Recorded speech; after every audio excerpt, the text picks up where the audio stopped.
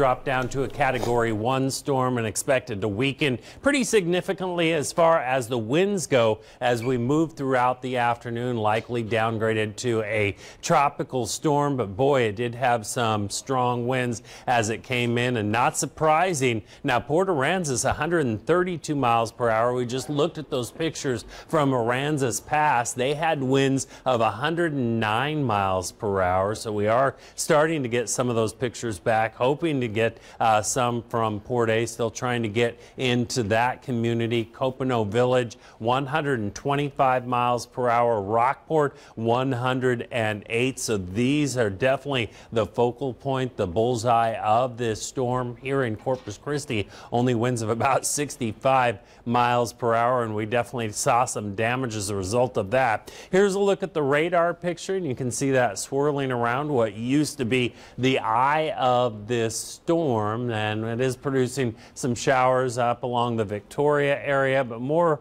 now moving through Cuero. This is where the eye was located, not a well-defined eye at this point. Now, we are seeing the biggest thunderstorms, the strongest thunderstorms, the possibility of severe storms with maybe a few isolated tornadoes up along the upper Texas coast, but this storm extending all the way up into the Austin area, San Antonio to Corpus Christi. Now, we were right on the edge of it.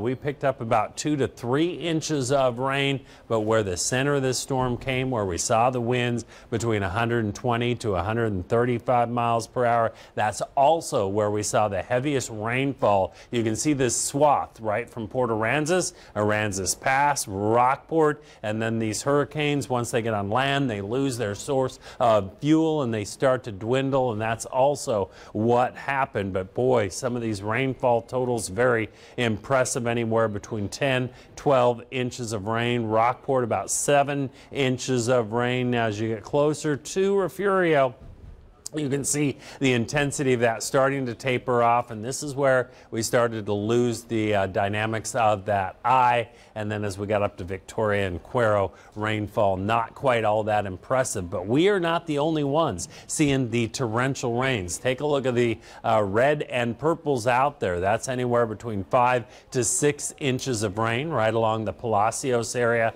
up into Galveston and Houston, as well as just north of Victoria.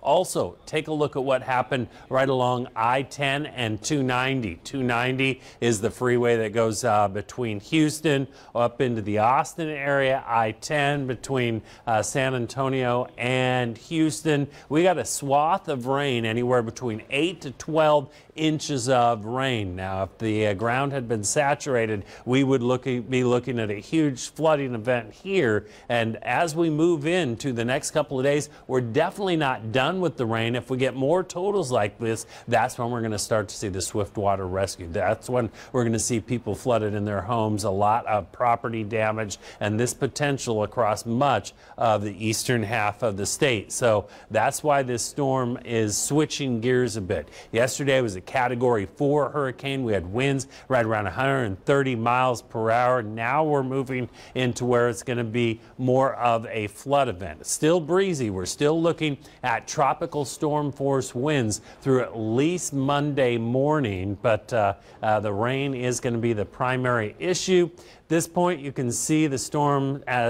continue moving towards Gonzales, but then it's going to kind of stall out. If it moves back to the south, that's where we're going to see issues with those very large numbers of rainfall totals. Still looking at tropical storm force winds, but the major hurricane force winds beginning to diminish as that eye basically collapse. Flash flood watch. This runs through Tuesday evening, and that's pretty much all of the coastal bend. So we are going to continue to be in a very moist environment, a chance for tropical downpours, and that could lead to all of that flooding. Future tracker pretty much right on track, and it has been pretty good in forecasting what's been happening. It put us right on the edge. That's exactly where we were, putting the heaviest rainfall right along this part of the state from San Antonio, Austin, over into Houston, right just north of us. Some of those areas could pick up between 20 and 30 inches of rain before